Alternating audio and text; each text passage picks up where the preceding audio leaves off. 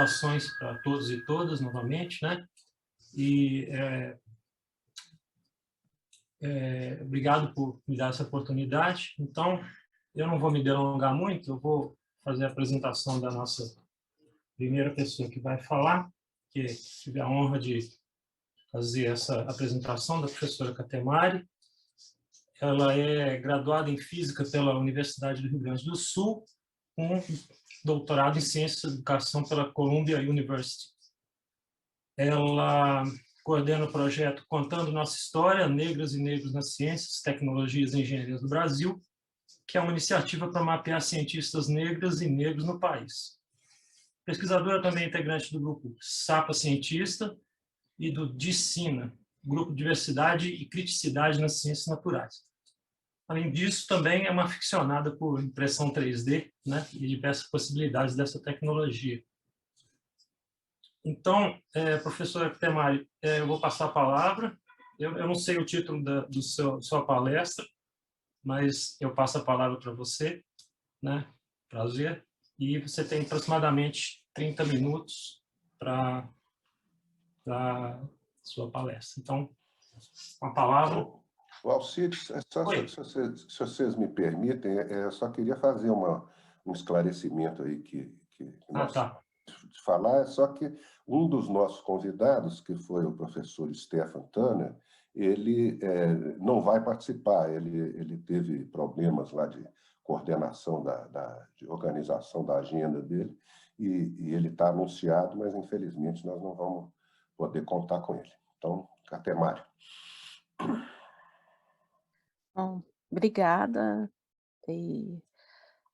Alcides, a minha palestra, você não sabe o nome porque não tem o nome de uma palestra, porque, então eu vou conversar aqui com vocês hoje. Primeiro, agradeço o convite e aí Estevão veio aqui também, né, fazer essa parte de dizer, olha, a gente tinha uma outra pessoa para vir aqui falar hoje, então é isso, estamos aqui e essa é a situação. Então, o que eu pensei em falar foi justamente isso, porque eu acho que, como era o título, agora eu nem estou aqui esqueci de botar o nome do título, que era Complexidade e Sistemas Complexos, eu acho que era o título que estava originalmente, né?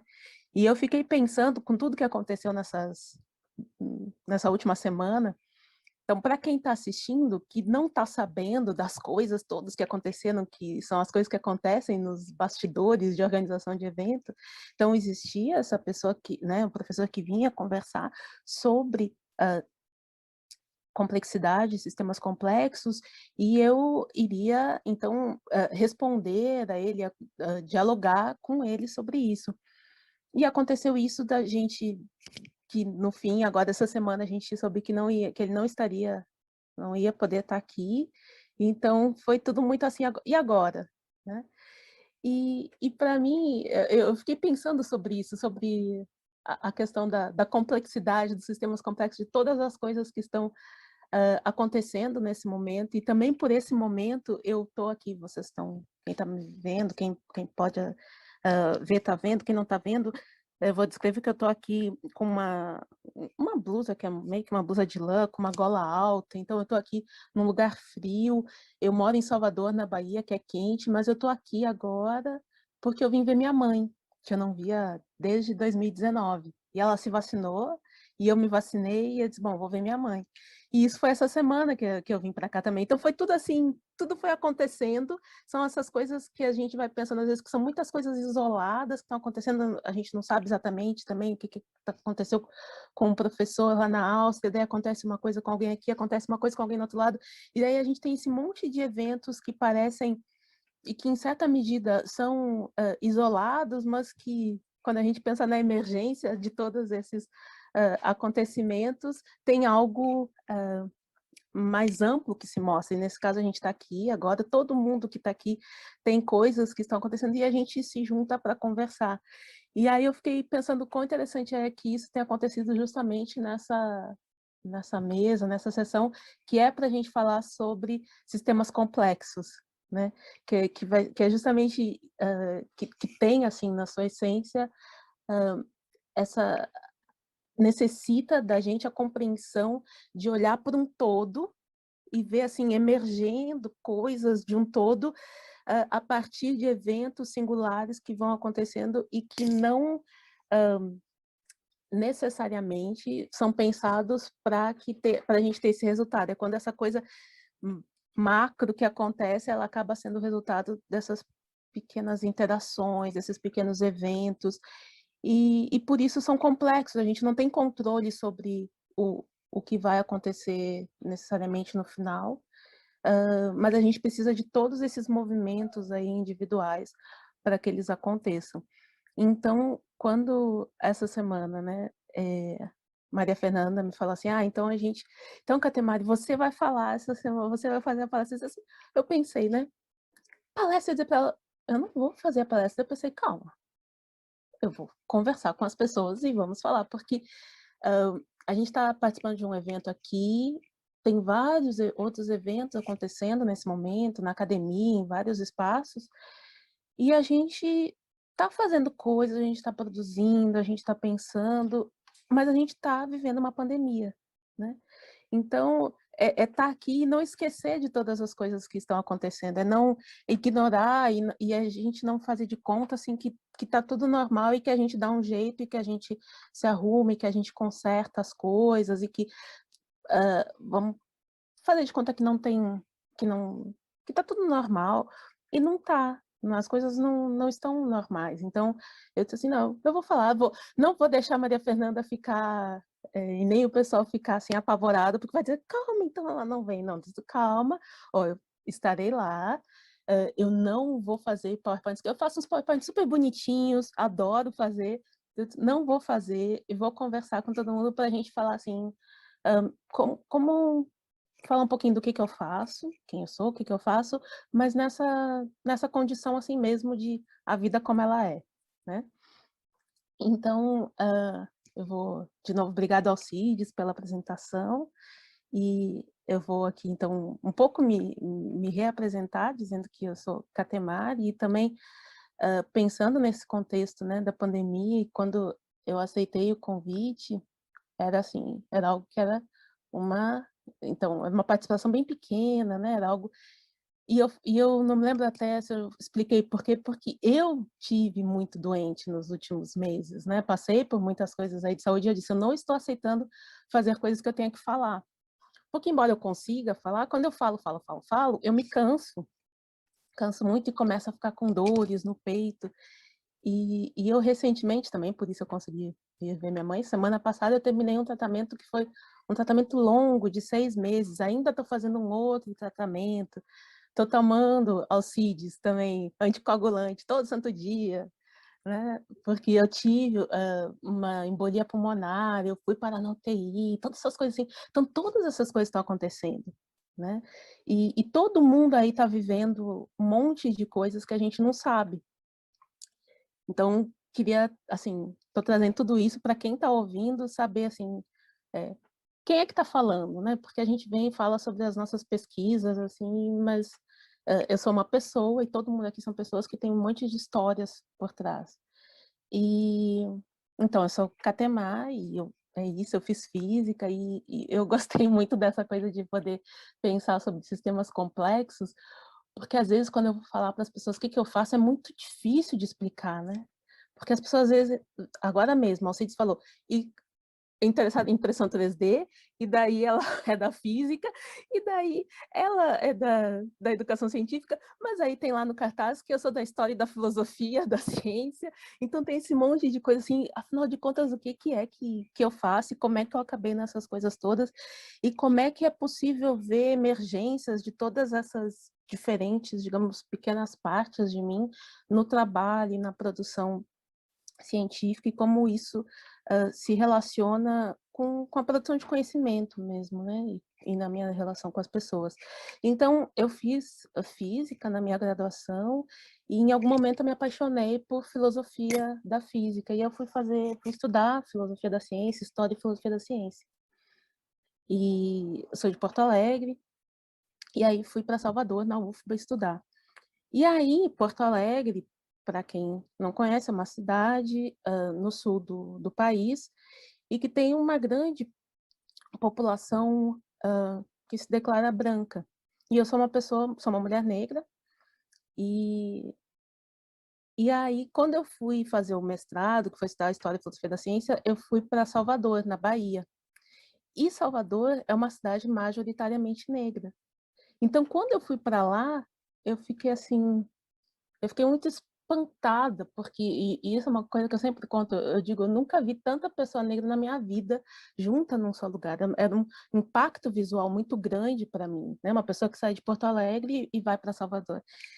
E aí eu comecei a viver em Salvador, começou a me despertar muitas questões em relação à física e a mim naquele espaço. Então, eu, Catemari, naquele espaço da física, porque eu andava pelos corredores do instituto e eu não via pessoas negras, né? Não via muitas pessoas negras. Tinha um professor negro no instituto, para mim aquilo era uma coisa muito chocante. Eu fiquei, meu Deus, o que é isso? E aí isso começou a influenciar no que eu me interessei, o que eu queria saber enquanto pesquisa. E foi então que eu comecei a estudar sobre mulheres negras na física. Eu queria saber, assim, cadê outras pessoas que são como eu e que estão nesses espaços? Eu ia para congressos e onde é que estavam as mulheres, outras mulheres negras na física?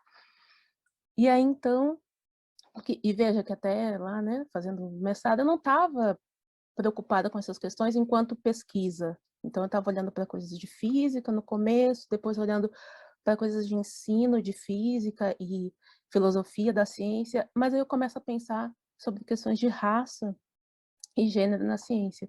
E aí que eu vou para a minha pesquisa no doutorado, e aí eu começo a olhar para a construção da identidade científica. Como é que uma pessoa se torna cientista? De onde sai isso? Assim? Como é que alguém vira cientista? Mas eu não queria ver alguém, assim, qualquer pessoa, aquele ser universal cientista que é o homem branco, né? Eu queria olhar para pessoas como eu. Então eu fui ver como é que uma mulher negra física, né, cientista na área da física, se torna cientista. Então, eu fui olhar para questões de identidade, e aí, de novo, tem várias coisas que fazem emergir essa identidade de cientista, essa pessoa, e não só várias coisas em termos da formação, de quem essas pessoas são, como com quem essas pessoas se relacionam, como a sociedade nos vê, como a gente se entende dentro dessa sociedade. E isso para mim foi uma coisa que foi muito importante, que é algo que é quando eu começo, então, a estudar sobre teoria crítica da raça, e que é um dos referenciais que eu utilizo ainda, que eu, digamos, né, sigo, vamos dizer assim, em que eu coloco a raça como uma questão central no meu olhar para o mundo. Então, eu começo a olhar para o mundo, eu começo a olhar para a ciência, eu começo a olhar para o conhecimento científico, para as relações humanas, com essas lentes da raça como prioridade, né? Então, não é como única, mas como a principal, como sendo um marcador que vai influenciar fundamentalmente as relações entre as pessoas. E dentro disso, né, pensando nessas questões de complexidade, entender raça e racialização dos corpos no mundo é complexo também, né? Pensando na complexidade, não é uma coisa trivial, não é simples, é algo que é construído historicamente, é algo que é construído historicamente e geograficamente. Então, o entendimento de raça é diferente em diferentes lugares do mundo, o entendimento, as relações raciais são diferentes em diferentes lugares e em diferentes tempos. E isso, então, eu volto para o Brasil e continuo estudando essas coisas. Estou agora, né, na Universidade Federal da Bahia, e então tenho esse retorno à Bahia, já olhando a universidade e o próprio Instituto de Física já diferente, um pouco mudado, né? Um pouco mudado, não muito mudado, um pouco mudado. Já tenho colegas negros, e aí então eu tenho nesse retorno aqui um encontro com uma colega que é do Instituto de Química, que é do prédio do lado, assim, que é uma pessoa fantástica, que é a professora Bárbara Carine Pinheiro, e que aí nós nos tornamos parceiras de trabalho, e aí Bárbara vem com umas questões sobre a decolonialidade. Então, a gente começa a juntar começa a tecer discussões sobre decolonialidade, teoria crítica da raça, e a gente começa a trabalhar, e aí começam a surgir várias outras coisas, assim, né? Pensando de novo nesses movimentos singulares, e que, quando a gente vê, emerge coisas que a gente não esperava que fosse acontecer. E aí eu começo a sentir em certa medida, um resgate, né, de uma comunidade. A gente começa a ver crescer dentro da UFBA, dentro das ciências, dentro das pessoas que trabalham com ciências, cientistas, a gente começa a formar uma certa comunidade. A gente tem né, aquele nosso pequeno quilombo, assim. Então, tem um pequeno grupo de mulheres negras que são cientistas, que são matemáticas, a gente começa a se conhecer.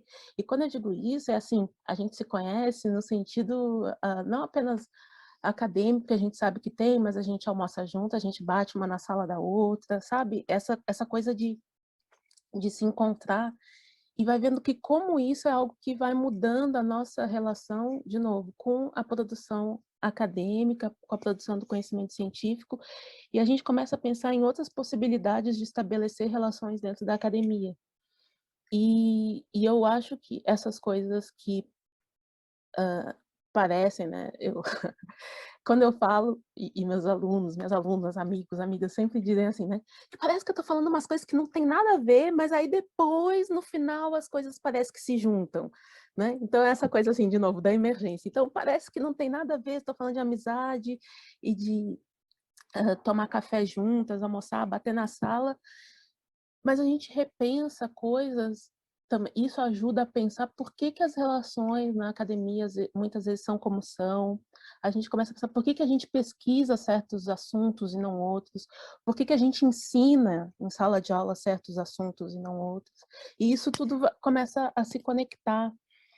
E aí, e eu vou fazer propaganda, que eu separei aqui, inclusive, tem algumas coisas que acabam acontecendo. Então, a gente tem, por exemplo, uma produção que é muito linda, e eu faço propaganda porque é muito linda, e que é porque foi a gente que fez mesmo, que é esse livro. É uma dessas emergências, desses encontros todos, que é Descolonizando Saberes. Então, esse é um livro que Bárbara e eu organizamos, e esse livro é assim também um encontro de muitas pessoas, né? Em que a gente vai repensando o que é essa ciência que a gente tem na universidade, o que são essas aulas que eu dou, né? E eu penso, eu tenho vou fazer aqui um parênteses dentro dessa minha fala que parece desconexa.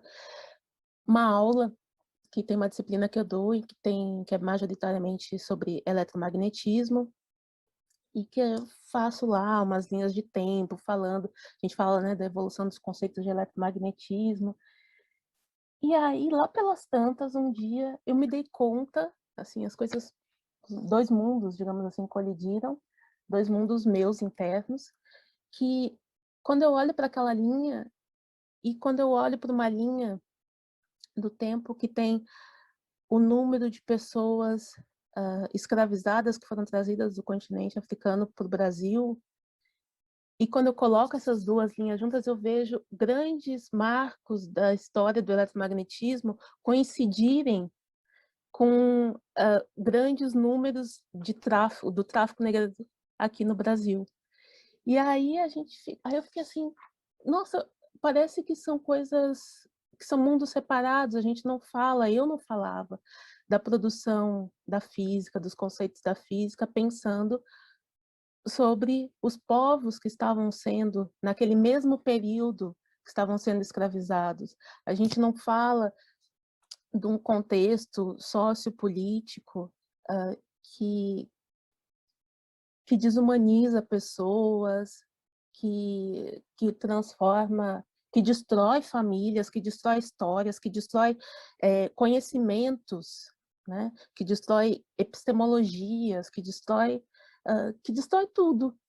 E a gente coloca aquele conhecimento, no caso da física, que foi produzido naquele mesmo período, como como o suprassumo da produção da humanidade, como que é o que deve ser compartilhado na universidade, é o que deve ser, o que a gente deve propagar nos eventos, nas nossas palestras e o que for. E aí eu começo a pensar assim, nossa, que aula é essa que eu estou dando, né? Que eu não... Eu desconecto, parece, completamente, assim, esses dois mundos. Então, isso começa a mudar também, assim, dessas aulas que começam a mudar e o que a gente começa a trazer. E aí e agora, quando eu estava ouvindo o Estevão falar sobre sobre o Instituto, né, sobre o IEAT, é esse o nome, né? Sobre o IEAT, eu estava olhando. Primeiro eu olhei as fotos e eu fico vendo, né, ainda assim, um monte de fotos de gente branca. Isso sempre me incomoda, ver um homem negro ali. Mas eu fiquei pensando assim, nossa, me chamem, viu?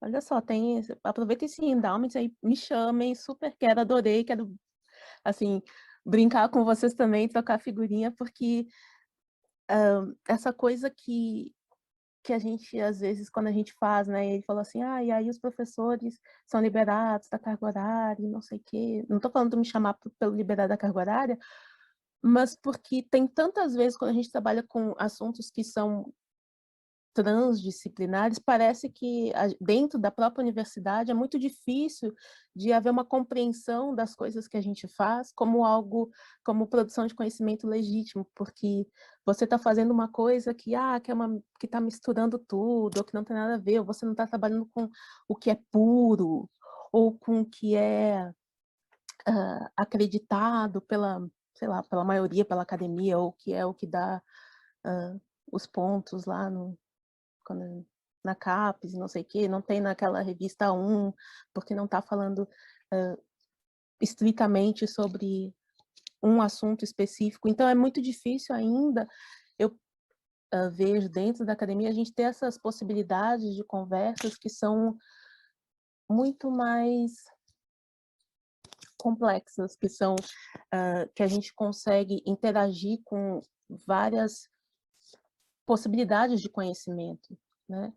E eu fiquei falando de mim porque eu acho que isso não é uma particularidade minha, nós somos pessoas complexas, né?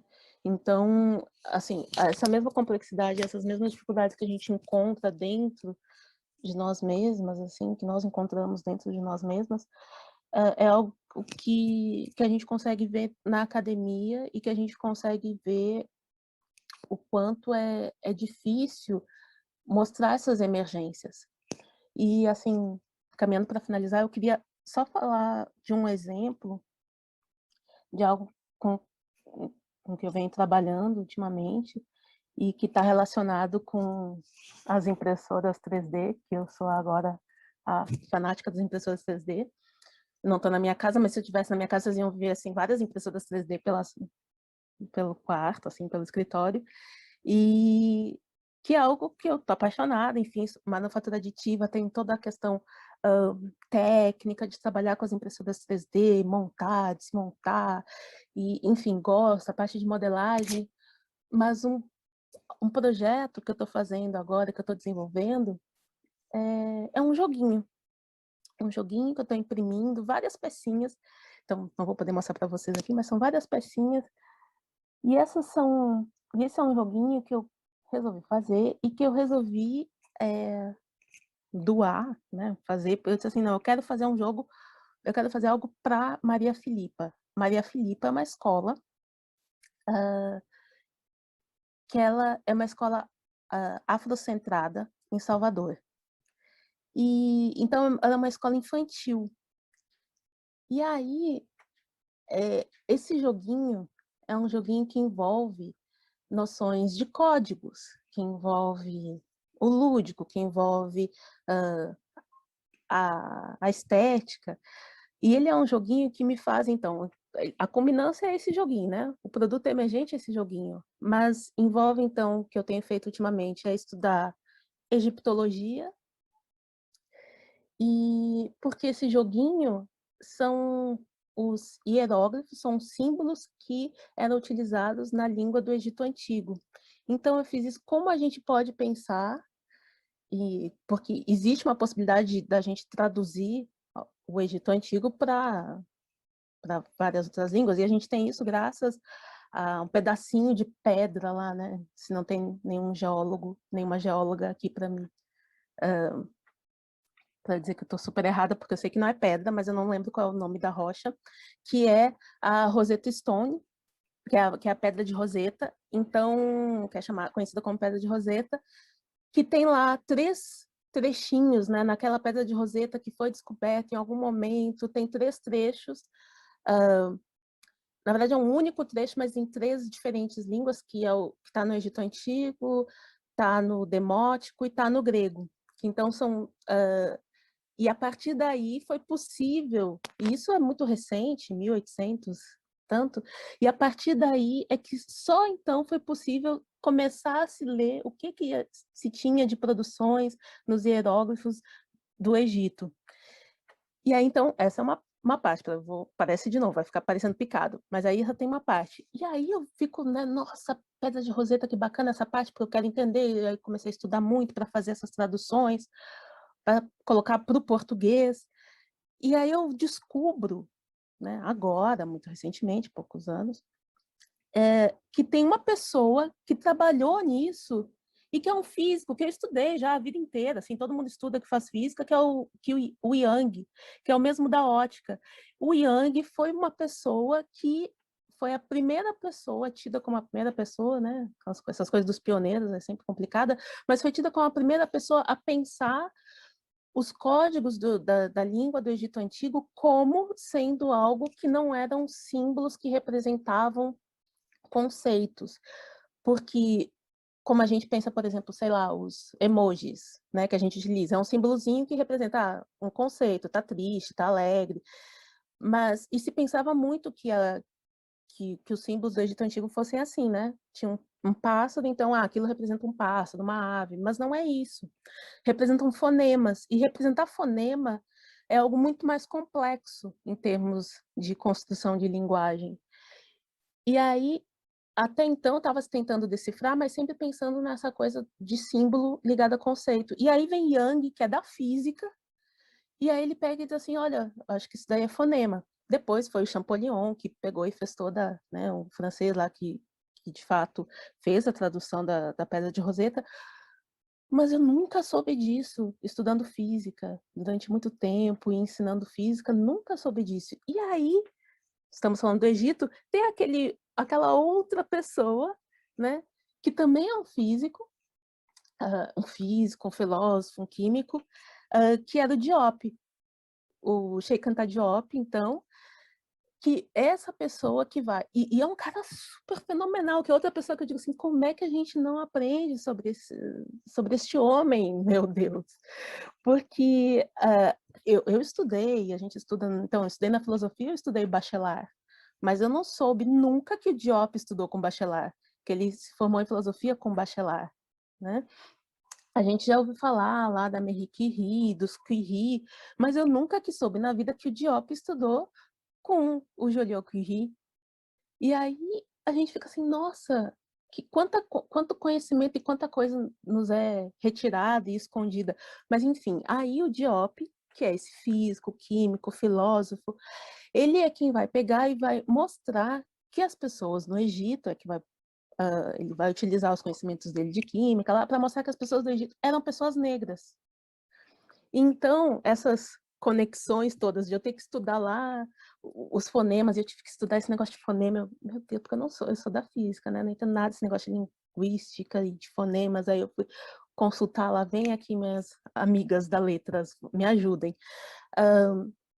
Mas para entender um pouco como é que, só para fazer esse joguinho, porque eu quero ter essa possibilidade das crianças saberem dessa língua que foi construída, desenvolvida por essas pessoas, que eram pessoas negras, e que tem uma grande complexidade que ainda hoje tem muito para se entender, e que tem muitas coisinhas assim que se a gente olha isoladamente, elas iriam ficar totalmente perdidas, né?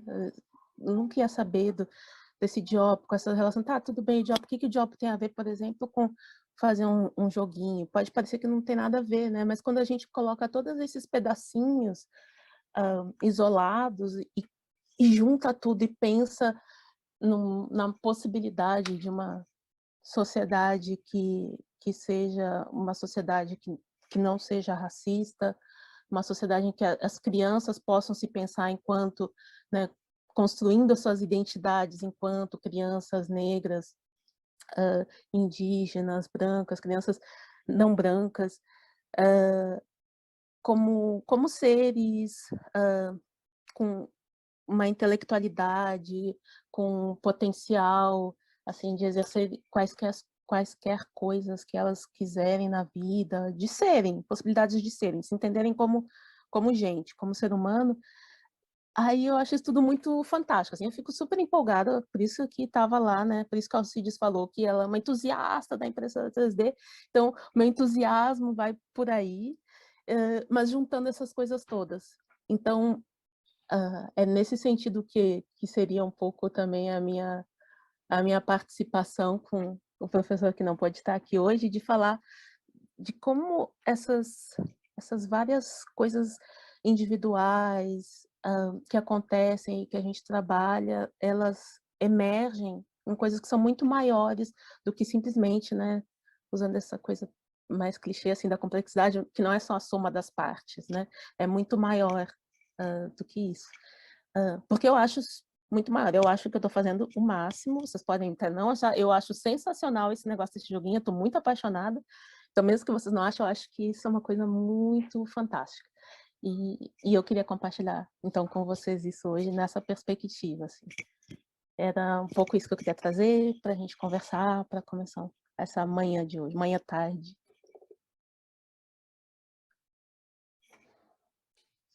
Obrigado, Catemari.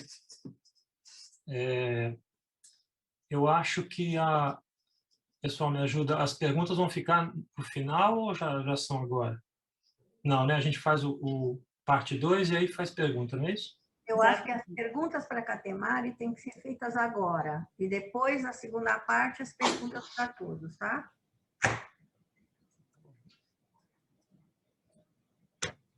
Bom, eu vi que durante a palestra da Catemari apareceram algumas perguntas lá no YouTube, né? Eu fui acompanhando lá. Isso. Então, eu vou colocar as perguntas aqui. Vocês querem que eu fale ou que eu coloque no chat? Talvez fique mais fácil, não sei. Não, fala. Não, é melhor você falar, porque as pessoas não veem. Então, tá. Então, a primeira pergunta da Maria F. de Mello, ela tem a seguinte questão. Em que relação entre pares da mesma raça muda a vida acadêmica?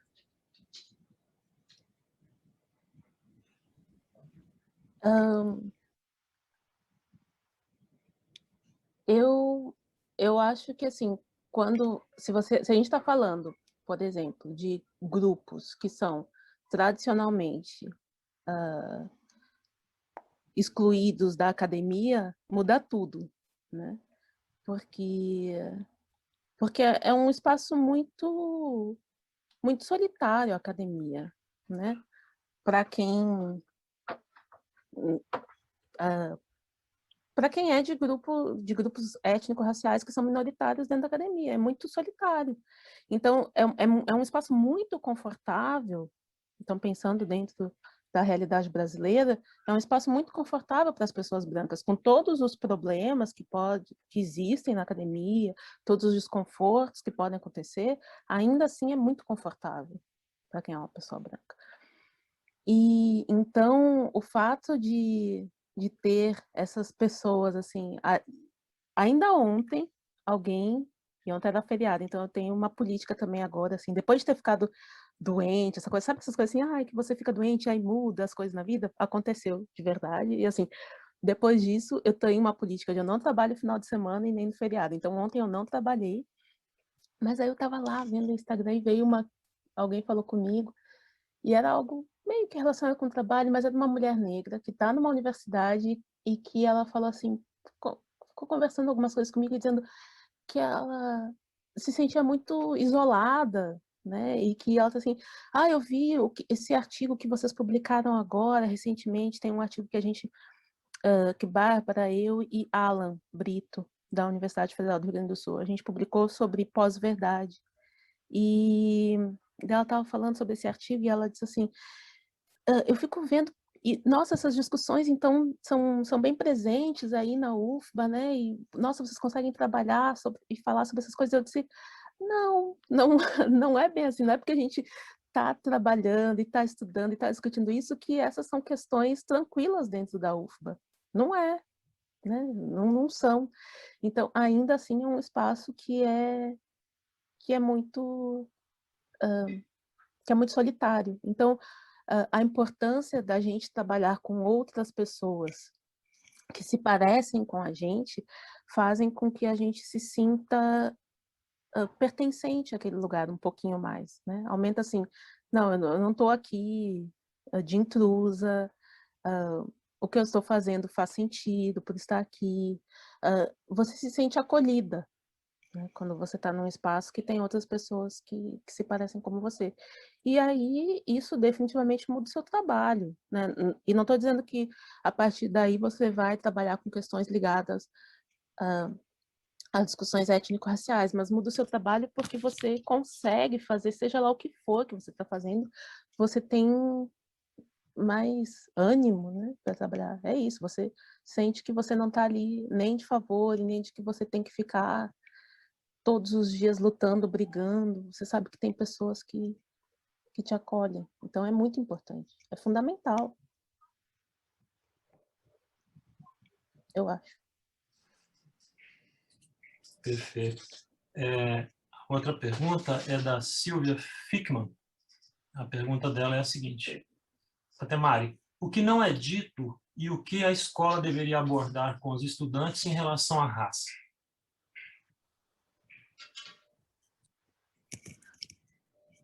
Tanta coisa, né? E uma coisa... tem duas coisas. Esse livro, inclusive,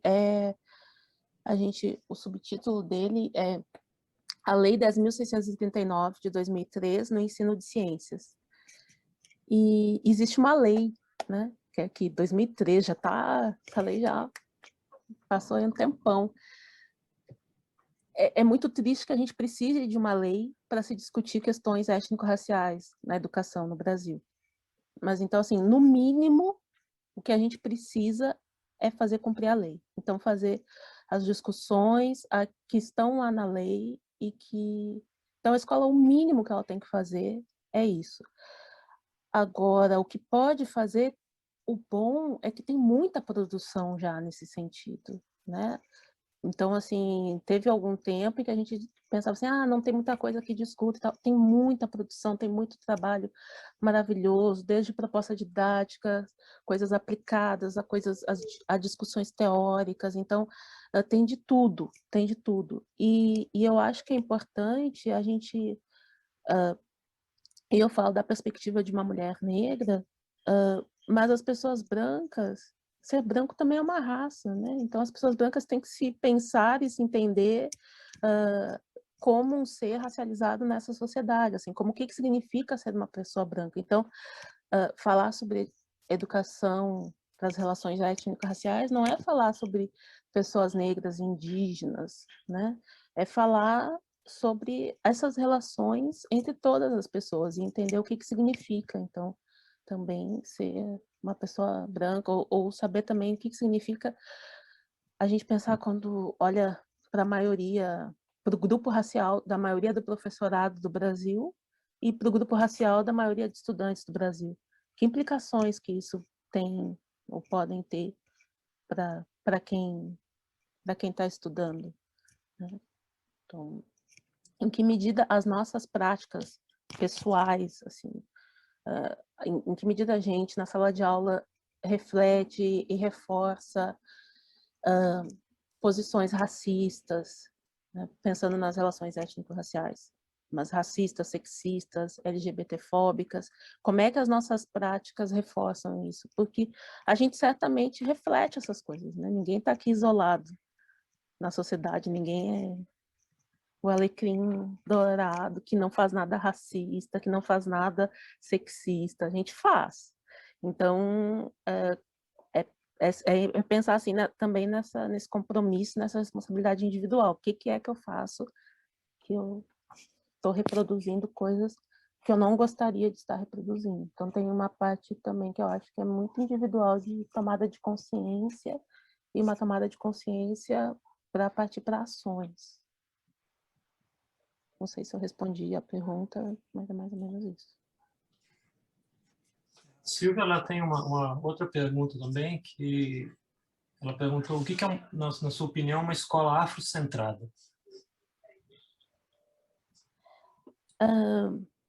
Então, tem, assim, a gente pode pensar em várias perspectivas, né, que são perspectivas afrocêntricas. Nós, assim, existem os movimentos e os teóricos e os grupos que são afrocentrados, e aí você tem diferentes segmentos dentro disso, então isso é uma questão.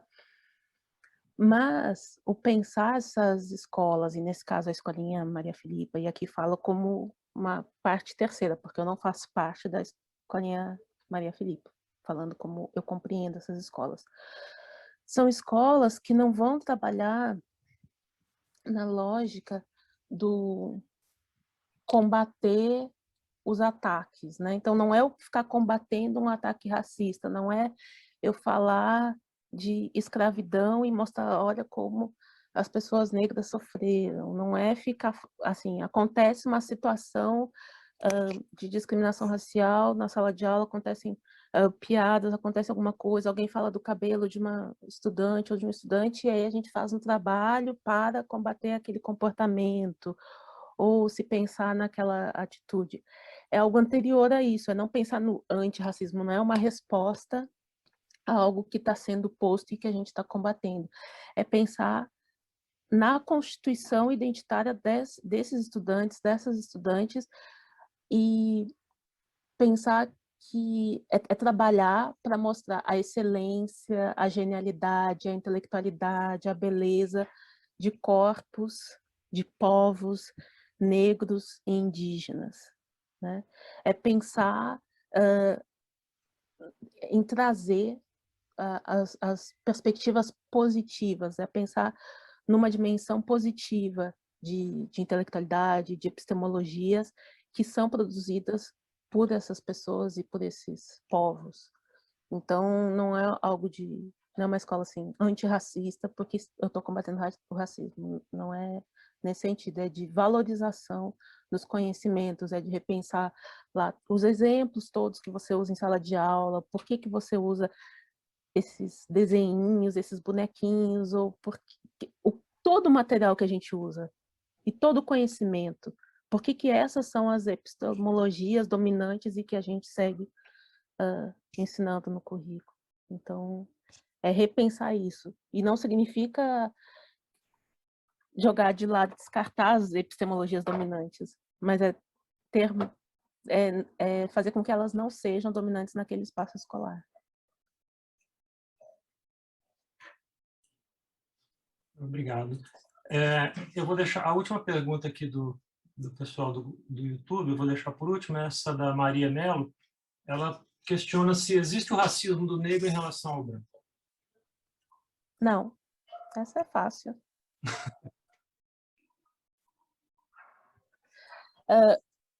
E aí, aliás, falando nisso, eu vou aproveitar no momento propaganda. Essa é muito fácil, não vou me estender nessa pergunta, porque não, é compreender o racismo como esse sistema estrutural de discriminação e que envolve relações de poder. Não, então, não existe.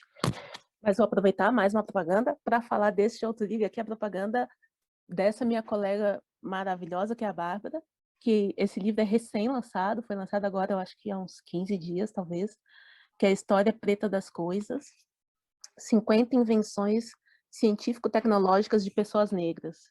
Então, é um livro, assim, também muito bacana, muito legal, e é isso, assim. Então, fiz aqui minha propaganda dos livros, E foi um prazer, vou continuar aqui com vocês, né? Claro, mas foi um prazer estar aqui. Julieta, vou falar. Oi, eu queria comentar, em primeiro lugar, agradecer a tua palestra, achei muito interessante, toca muitos pontos importantes da transdisciplinaridade. Queria comentar em termos da dinâmica do Congresso, por exemplo, Catemari, que é muito importante, as 2 semanas que vêm são sobre a África, são o pessoal da África, são 2 redes africanas, que vão trabalhar vários temas, e seria muito bom se você quisesse ouvir as 2 semanas de 2 redes africanas, que eu acho que é muito interessante ouvir a voz, né, deles. Em primeiro lugar. Em segundo lugar, estão pedindo também, eu queria comentar com a Alcides, estão pedindo no YouTube o teu e-mail, se você pode colocar no chat do Zoom, ou do YouTube, para que o Marco Túlio passe no YouTube o teu e-mail, que o pessoal quer comunicar com você. E em relação ao Alcides, a Maria Fernanda, que agora toma a coordenação, é importante na dinâmica também comentar, Maria Fernanda, os países de onde eles estão participando e também fazer os comentários, porque, por exemplo, tem vários comentários, não é só pergunta, né? Porque os comentários são importantes. Por exemplo, quando ela coloca o livro da descolonização dos saberes, eu coloquei um comentário muito importante da articulação que deveria existir com a decolonialidade que trabalha nos Andes. E tem um movimento da epistemologia da decolonialidade que nós trabalhamos, que trabalha nos Andes e que também no México trabalhamos. Então, tem muita produção deles, do Peru, Bolívia, Equador. Então, essa ideia da descolonização dos saberes também está na África. E em termos desse sentido que nós pedimos na dinâmica de trabalho que o do YouTube não só fique os comentários, as perguntas, mas também os comentários. E os países que estão participando. Então, essa seria que eu queria comentar. E você põe, se você quiser, põe o teu e-mail no WhatsApp, no Zoom, e o Marco Túlio põe no YouTube. Ok, muito obrigado. Obrigada, Julieta. E bom, meu nome é Catemari, né? Katemari, é um nome diferente, aposto que vocês não viram nunca na vida. Não tem nenhum significado, assim, mirabolante, é só criatividade brasileira mesmo, que a gente inventa nome aqui. E o meu nome deu certo, eu acho, com o nome assim. E tem uma grande vantagem que meus e-mails são catemari@gmail, catemari@ufa, catemari@ qualquer coisa, eu tenho uma conta de e-mail. Então, podem mandar e-mail, catemari@gmail. E é isso, a questão do Descolonizando, a gente, né, trabalha com os marcos teóricos das teorias decoloniais, e tem muita produção na América Latina, claro. A gente tem uma disciplina, um curso, né, na pós-graduação, que é sobre descolonização dos saberes. A gente tem estudante da Colômbia, esse semestre, por exemplo, tem um estudante da Colômbia participando, então, assim, mas aí é que essa é uma outra mais uma outra discussão, e eu queria trazer hoje mais essa coisa, assim, dessa minha, que muita gente entende, às vezes, como essa bagunça mental, assim, e eu queria trazer essa bagunça mental para a gente pensar que isso é complexo, mas é possível e emergem coisas legais. Claro. E na epistemologia 3D, você liga na transdisciplinaridade, isso é importante, porque a impressora 3D, o pessoal vê como uma técnica, né? A técnica digital, muito interessante, de avanço da inteligência artificial e tudo, mas quando você liga, quando você fala, é tudo que vê filosofia, psicologia, pedagogia, e todas as coisas dentro desse jogo, é uma reflexão da transdisciplinaridade na prática. Muito bom, Catemari. Passamos a palavra, então, desculpa. Seguimos dinâmica. Catemari, tem mais um comentário aqui no YouTube que eu vou ler, do Francisco Paulo Lemos. O que seria, do ponto de vista transdisciplinaridade, o significado disso tudo, de toda essa história? Qual o terceiro secretamente incluído nesses acontecimentos? Eu não sei, eu acho que, inclusive, Julieta acabou aí de dar a dica da resposta para essa pergunta, né? Parece aqueles jogos, fala a resposta e qual era a pergunta, então acho que Julieta acabou falando um pouco sobre isso.